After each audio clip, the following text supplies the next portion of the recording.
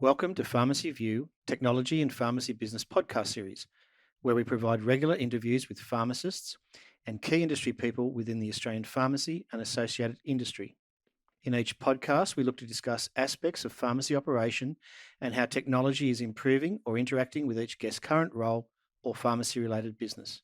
I'm your host, Scott Carpenter, and today's guest is sponsored by Shopfront Solutions, leading the way in digital marketing and communications, providing a cloud-based platform for pharmacies to manage all of their digital messaging and print-based collateral. For more information on the Shopfront Solutions digital platform, simply go to the website at shopfrontsolutions.com.au. I'm talking today with Richard Lennon, pharmacist and partner owner of Davey Street Discount Pharmacy located in Hobart, Tasmania. Welcome, Richard. Hi, Scott. Thanks for having me. It's great to be here. Pleasure. So, Richard, for the benefit of our listeners today, how long have you been a pharmacist, and I guess who is Richard Lennon?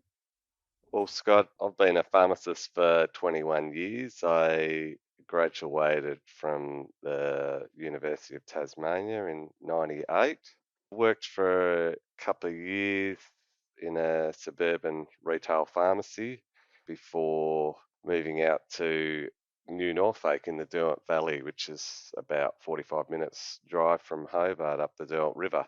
In 2006, I joined as a partner with Katie and Paul McNamara, and we continued at that location. In 2014, we got a pharmacy, purchased a pharmacy in the CBD of Hobart, and that was a relocation, and we've been building that site up for the last 6 years. I have three wonderful kids and beautiful wife, and yeah, we enjoy life in general. Life in Tasmania, and you mentioned just prior to starting this conversation that you're heading out shortly on a bit of a wilderness camping trip into the Tasmanian bush. That's right. We enjoy a bit of camping in the caravan and get out as often as we can, which is not as much as I would like, but it is good fun. We're lucky down here. We've got lots of beautiful spots to see and really enjoy the camping side of things. Oh, cool. So, Richard, when you and I first started chatting about the Pharmacy View podcast episodes, and I enticed you to come on board, you referred to a term that I had never heard before. I guess to a point I've tried to Google it, but I've come to the conclusion that it's a Richard Lennonism, but I actually really like it, and so it's yours, and the term is Automagic Tech. And this really obviously had me intrigued. So I guess on the premises of today's technology and pharmacy podcast episode, talk to us about Richard Lennon Automagic Tech. Yeah, so it's just something I made up. The IT guy at work, and it's something that I've sort of coined when I try and do little things in the background just to make the day-to-day running of the business and in terms of the technology side of things a bit easier for the team. And it's things as simple as, we rather than the paper-based faxes, we have an e-fax now. With our e-fax, we have that set up for all those e-faxes to automatically go into a folder in our Dropbox, and that will actually really streamline the process of actually searching out faxes, because then we can just simply link to that folder on every desktop, and they're all time and date stamped, and we can simply rename those files, which then actually indexes all our faxes. And so, like, you look over the last sort of 9 months with COVID, most pharmacies, I'm sure the listeners uh, would understand what I'm talking about here, but we're getting like 50 plus faxes a day, scripts, things like that. So I can't imagine what it would be like sort of shuffling through 50 pieces of paper trying to find, that script that the customer wants. So this way we've got all our faxes just automatically going into one of our Dropbox folders. Yeah, so it's great. As soon as we see them coming in, we can just rename them. with the patient name, and then it's fully indexed, so we can just search that up using the just a basic search in the Windows Explorer. Explorer. So Yeah, yeah, it works really well for us. yes, and I guess to a point, if you're getting faxes in from, I'm assuming aged care facilities and doctors' facilities, they're coming in almost in a bit of a standard template. And does the platform eFax pick that up for you? And does it automatically allocate them to, or does it drop it into the Dropbox, and then you need to actually allocate them out? Yeah, so by default, I mean, there is like say with eFax, which is probably one of the bigger providers, but I'm sure there's others out there. They obviously have a portal where you can log in, and it's kind of like an email type portal where you've got your inbox and you can send. But for me, that's a bit clunky. You require your staff to know logins and passwords, and that's kind of where things tend to get a bit challenging for some staff. But with this function, what it's actually doing is part of eFax, you can actually shoot your incoming faxes to email. And then from email, we're using a product, and this is where the Automagic comes in, that actually picks up, okay, here's an email from eFax, and it automatically sends that to Dropbox or Google. And there's a couple of web-based products out there. There's the Zapier, which is Zapier, Yep. and another really big one is If This Then That, which they summarize as IFTTT. And yeah, so that just looks at monitors your emails and sends them, to any additional app. So I've just got it set up to send it to our Dropbox folder. And yeah, then from there it's a fairly standardized file format, just a PDF, Yes. and it's just time and date stamp, but we just can just rename that file. For example, if it's just a junk fax, we just put junk, and Okay. or if it's if it's an Yeah. actually important script, we can put the patient's name. But Yeah. yeah, Okay, no, so and I guess the other two advantages of that is that you're not dealing with an old fax machine that's printing out a piece of paper with a big black line halfway through all the vital information, which I know historically is correct. But secondly, you're also not using paper, yeah, which is a resource is not limitless, as we know. So yeah. I'm really kind of pleased to hear that from that point of view. And again, the company that sponsored this podcast series, Shopfront Solutions, actually, again, very tech based, but they also have a platform where, from their customer subscriptions, they actually support the planting of trees. So really kind of good from that point of view, that you're looking at processes that remove that paper side of things, and you're really using the tech and the screens that are in front of you, aren't they? Yeah, that's exactly right, and it makes just that side of things so much more, or so less stressful, because there's nothing worse than the patient coming in 2 weeks after the fact, and they're like, "Oh, the doctor, faxed the script." I couldn't, as I said before, I couldn't imagine trying to manage the reams of paper coming out of the fax machine. So this is just a great simple way of sort of organizing and making that whole process a bit more efficient. But Efficient, yeah, not losing pieces of paper. So, and again, yeah, I'm imagining that this is just a prelude to the e-script, which we might talk a little bit later on about. But for yes, the moment, this is how life is. This is faxes coming in on a daily basis, and you set up to 50 faxes. I like, and I might do a bit more research after that. I hadn't heard of that platform. If this, then that. yes, But I'm imagining as it's read, it's as simple as that. If this comes in with this, then this is what it does. This is what you need to do correct. with it, kind of And thing. that's So pretty much how Zapier works as well. And with the whole COVID and the new legislation coming in about the digital images, we're actually able to integrate emails coming in as well. So I can, using, you know, tags on, or labels on my Gmail G Suite email, I'm able to actually tag up or label up emails coming in from doctors' surgeries and actually have those go into the same Dropbox. So we've got a one folder that actually has our faxes and our scripts coming in by email, which just Yes. makes it simple for staff because, again, if you could imagine if they're like, well, the doctor emailed this script. So now, you've got to log into your email. You've got to flick through 1,000 Yeah. ads and spam and find that Yes. email. This is actually just using the power of labels on your Gmail.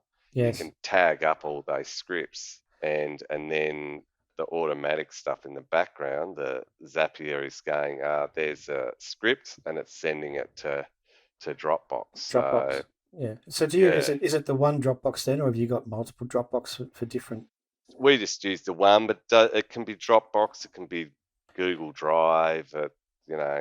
it can send it to any sort of online storage, and obviously you've got to be careful with the security and that element of things, but Yes. Yep. as you said, hopefully in the not too distant future, the e-scripts will sort a lot of this out for us. So Oh, that's good. So your Automagic Tech, I've listened, is that there's a platform called Zapier, which mm, listeners could have a look at. Dropbox, I think most people would know about. Gmail and G Suite, most people would know about. eFax, I think, has been around for a while, but I liked what you're saying is that you can actually tag it or to identify things coming in on the fax that are of kind of importance or priority or script based or doctor or OTM correct, and service. it takes Yeah, the attachment and yeah, sends the attachment to your designated yeah. Dropbox or Google Drive Drive. folder. So yeah, it's pretty good. And on a personal level, I also use the Zapier for things just like you can have a Google sheet there and type in all my appointments, and it will automatically sync those straight into my calendar. So if I'm doing a big bulk entry, say all basketball training for my son, I can just Yes, pencil them or write them all into the Google Sheet, yes. and then it quickly syncs that across to my calendar. So like pretty limitless. Like I probably only scratched the surface of what a product like that the Zapier can do, and I'm Can do it. Yeah. sure people out there in the tech world probably utilize it a lot more than me. But I just find it's a great little thing that saves a bit of time and makes Yeah. life a bit easier. Easier, yes. And again, I Mm. mean, I'm would imagine that there's a little bit of initial setup to do this, but once it's set up, it's actually about efficiency in the way you operate both your work and home life, Yeah, exactly. which is getting a nice balance and working really well. So that's Yeah, great. And then the other platform which people could look into is If This Then That. And again, yeah, I hadn't heard of that one before. But and your point before about you're sure that other tech people use platforms more fully. I'm not actually convinced about that these days, Richard. I've just purchased or upgraded my mobile phone to a Samsung Galaxy, and I'm loving it. But I mean, there's so many apps and platforms on it. I'm actually not sure which one to use. So I'm going probably back to the bare basics. And I think that by nature, human nature is what people are about. Is that yeah. you've got an outcome or a solution that you're looking for, and you probably to a point Google or search an easy solution. But again, you've highlighted two platforms here today that I'd never heard of. So and again, potentially the listeners haven't heard of either. So that's great. Yeah, well, Perspective. like the if this then that's a simple app that you can like anyone can download onto their phone, and got one of the simple ones I've got set up is you miss a phone call, it pops a little note in your calendar that you've missed this phone call. So it's Okay. kind of linking things that aren't normally linked, and there's lots of little you can flick through. And same with Zapier, they provide you with some templates, or you can create your own links, your own customized links between different various apps and services. Okay. Yeah, so it's pretty cool. That's look, and that's some great information there. And again, you're right. There was a day not too long ago where you could easily see if you'd missed a phone call or you had a message sitting there. But these days, there's so many apps and notifications popping up on your phone, you don't necessarily see it. So if Mm. incoming phone calls is actually important, then prioritizing that, or at least getting a calendar reminder or notification, hey, you had a missed call, as a reminder. I think that's actually a great outcome as well. It's probably another little bit of noise, but again, as an individual, you're going to prioritize what's important for you, aren't you? Yeah, exactly. So yeah, you can adjust it to your own life, and Yeah. what's important to you To exactly. you, yeah, So from that perspective. yeah, Well, as I said, I know even just loading up the new phone, it's taken me 3 days just to turn all the notifications off. And an IT friend of mine said, well, you couldn't just turn them all off and then work out which ones you want on. But I guess, again, you don't know what you've got until it's kind of popped up in front of you. So, which is great. yeah. Richard, that's been really good. And again, I might go and do a bit of research on those, and I'm sure a couple of our listeners will as well. So it could even be at some stage later this year, we might have another chat about, just specifically those platforms or projects. But Absolutely. moving on to one of the other things that we discussed was your transition, as many pharmacies had to do through these 2020 to an e-commerce platform. So did did you originally have an e-commerce platform, or is this something that you've now introduced? Which one did you go with, and what's the transition been like? Yeah, so originally, when we moved one of our pharmacies up to our new location in Davey Street, we that was in 2014, and part of that whole planning process, we're like, okay, we've got to have a website. So we did put a website up at that point in time, but it was just a basic, almost like a business card. So you just had a place to so we had that web presence. But for us it was about an extension of our brand, because even back then, we were aware about the whole omni channel of having an online presence, but also realistic that primarily for us it was about the bricks and mortar. And when we sort of originally set up our new location, we had our three pillars of value, convenience, and advice. And the website was probably about reflecting that. And but originally it had no e-commerce sort of element to it. It was really just an information based. We had a few health topics and things like that, but it was primarily just that source of information. So about 2 years ago, or a year ago, our dispensing and software vendor Z Software sort of sent out an email saying, "Hey, we've got this partnership with e-commerce provider called Storby," and it really piqued my interest, because what they were saying is that it fully integrates with your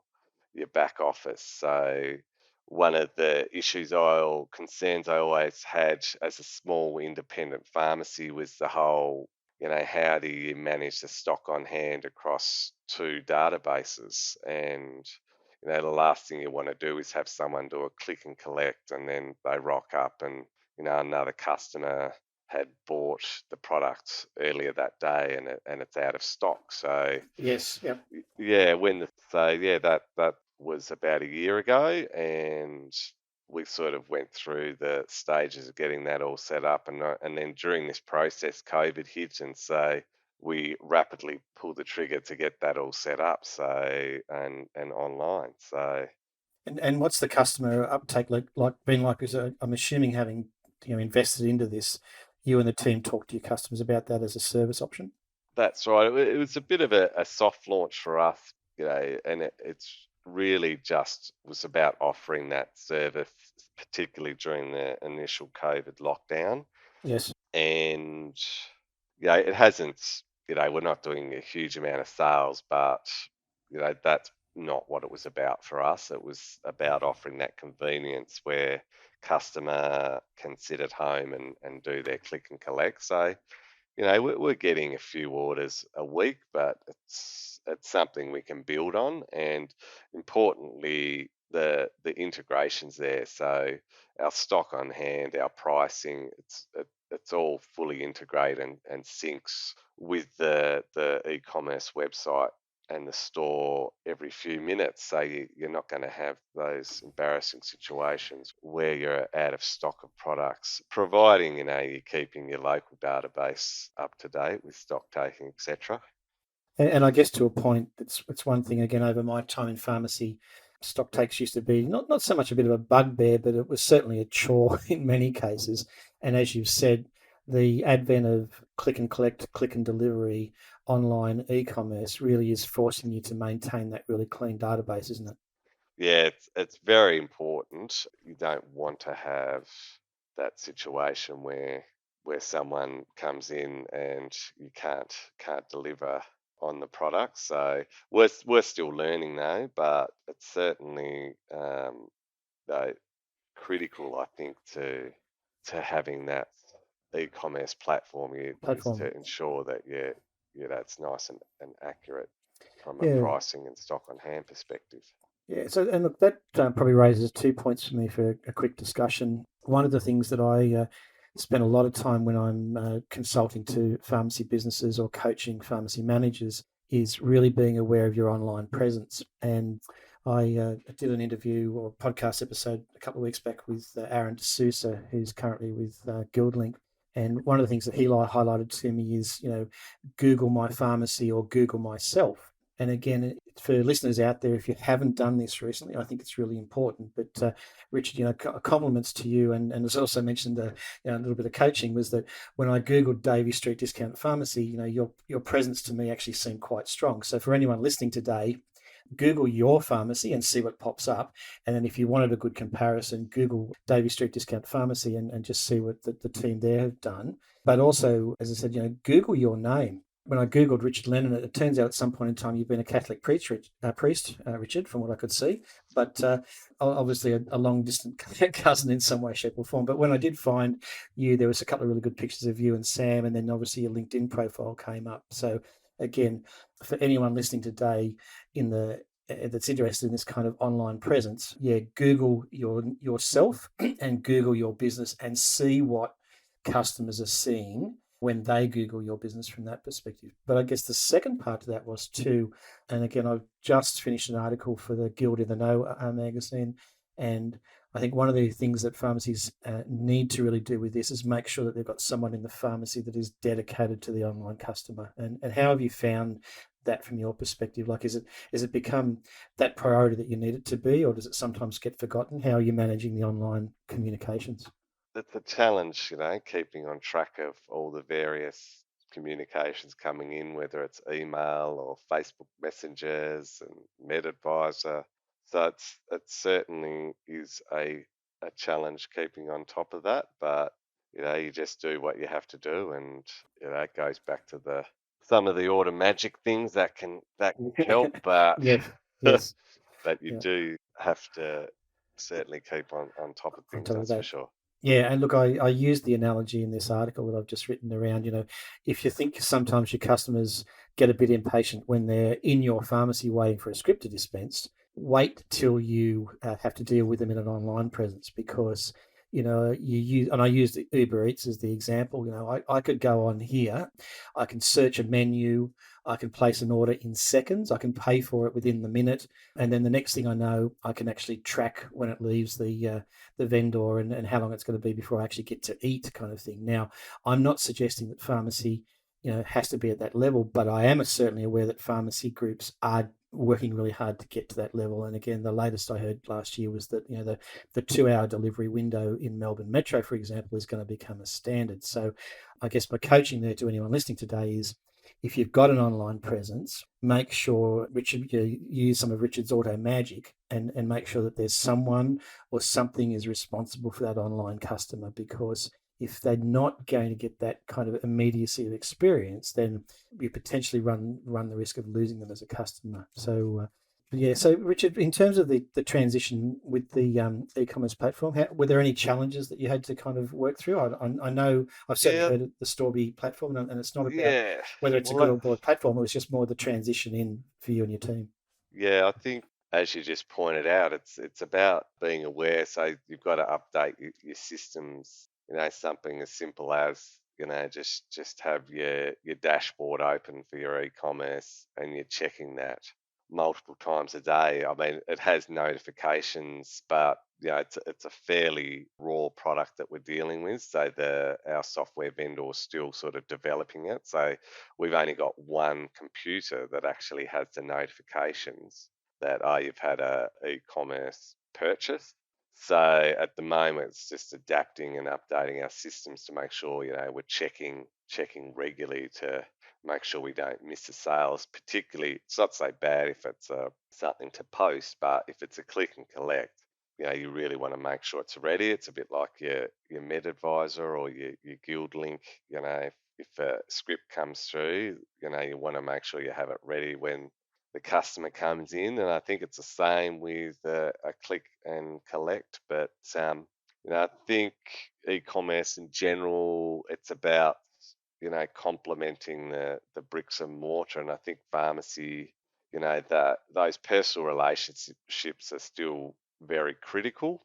And so, but we do need to make sure we have that online presence, because a lot of the time, people might be researching at home and before they come into the pharmacy. And if you don't have that online presence, you're just going to be totally missed off the radar. So Yeah, yeah, no, that's I yeah. agree. So, no, really important from that perspective. All right. So generally speaking, you are on track to put some kind of an e-commerce platform in anyway as part of your business plan.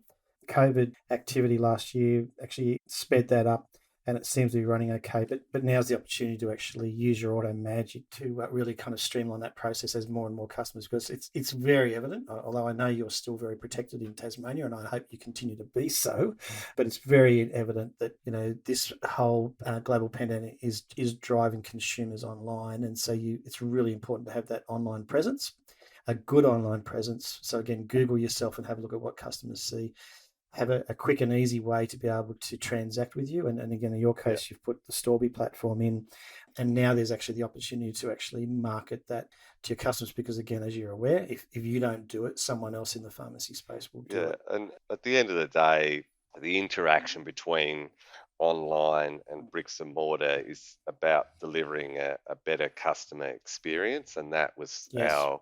our goal and in developing that. So it's an extension of your brand, and it's not necessarily about getting lots and lots of online sales, because that wasn't our goal, because we're never going to compete with the bigger online sellers. But for our customers, it was about starting that journey and giving them a better customer experience, and maybe picking up some new customers or along the way as well. Yeah, oh, absolutely. So again, making sure that you've got the service there so that your existing customers don't go elsewhere. You can look after them from this click and collect and click and deliver perspective. Correct. Cool. Yeah. All right. Richard, the other thing you mentioned in your notes, and I have heard of this platform before that you're wrapping up into your Automagic Tech, is the deputy rostering and timesheet platform. And again, Yep. I'm pretty sure there's a few pharmacy businesses out there use this or something similar. But talk to us about what that's done for your business.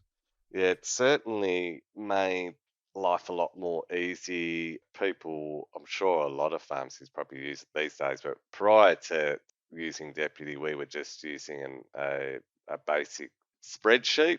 It was an online spreadsheet, so that did offer some benefits, but it still, in terms of redoing rosters, it was a little bit clunky and hard to manage. So we moved to Deputy, which just allows really simple copying of rosters. It manages your whole leave. You can even, one of the greatest things I've found is the onboarding of new staff. So I can just plug in their name, email, and phone and click a button, and it actually sends out a onboarding request. So the new staff member can just flick through on their phone, put in their tax file number.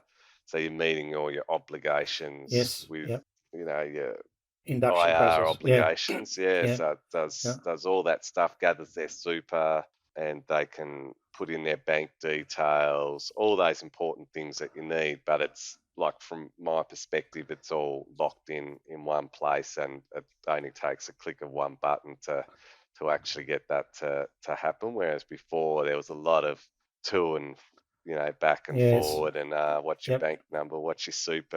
And so this Yep. has really made that so much more easy. So Easier. Yeah. And yeah. and that obviously, apart from rostering and then timesheet stuff, it obviously then links nicely into your accounting package as well. Yeah, that's exactly right. So you can link it into your whatever platform, whether it's the MyOb or the Zero. So Yeah. Oh, that's good. it can fully integrate into that. And yeah, it's just It's just, you can easily look on your phone to see your roster, see who's on the day, and it obviously tracks the attendance as well, which is great. Good from that perspective. And again, for the listeners today, I'll include in the podcast show notes the web links to all of these platforms that you're talking about. And I guess just as a bit of a wrap up, because time's running away on us, how's your experience been with the eScript introduction and rollout?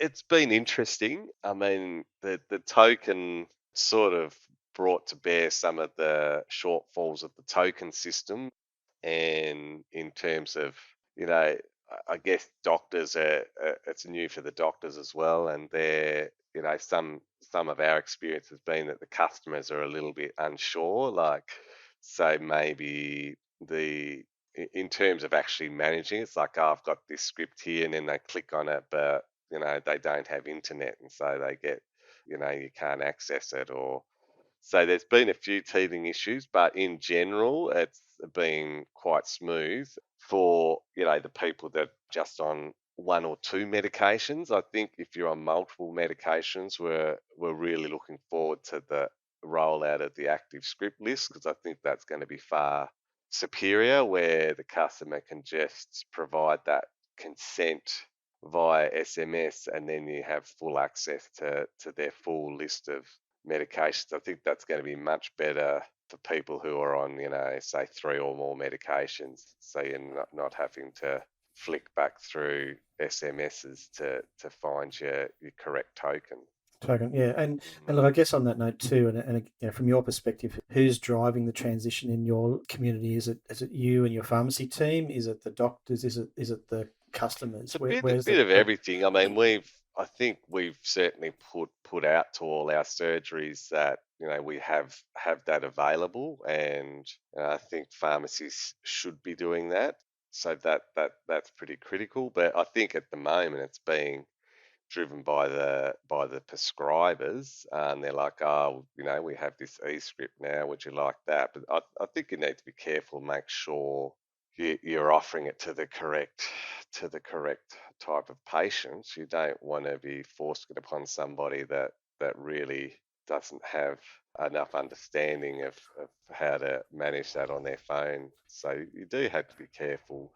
Whereas I think the active script list is going to be a lot simpler, because you really just need to provide that initial consent, and then yes, the pharmacist is actually able to draw down the scripts from the database, which will be a lot easier, I think, than managing multiple tokens. tokens, and again, Mm. there's potentially a loyalty opportunity there. I'm not talking a loyalty program, but I'm just suggesting that it's more likely that you, as the pharmacist and your team, are going to help your clients or your customers with that platform than potentially the doctor. The doctor's done the consult, generated the script, now hand off to the pharmacist. So again, if a client or a customer was a little uncomfortable or not confident with it, then you and your team are the ones that can actually help them manage that, aren't you?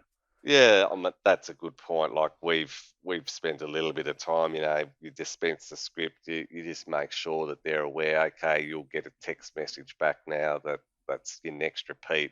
Don't delete it. If you Yeah. lose it, it's gone. And even something simple as that, the phone number. How about you create a contact against that phone number, so it's a little bit easier to find next time. Next time, yeah. And so just simple things like that we are, and even for our own systems, it's like, well, at the moment, I mean, as an independent pharmacy, we are sort of creating our own policies and procedures. I'm sure most of the big branded pharmacies have people in the background thinking about this, but it's even simple things like, people going, oh, I've got this script, and handing you their phone. Now, you don't really want to be touching somebody's phone in the current climate. It's not Yes. COVID safe, so you really need to think about. And we've set up a station on the.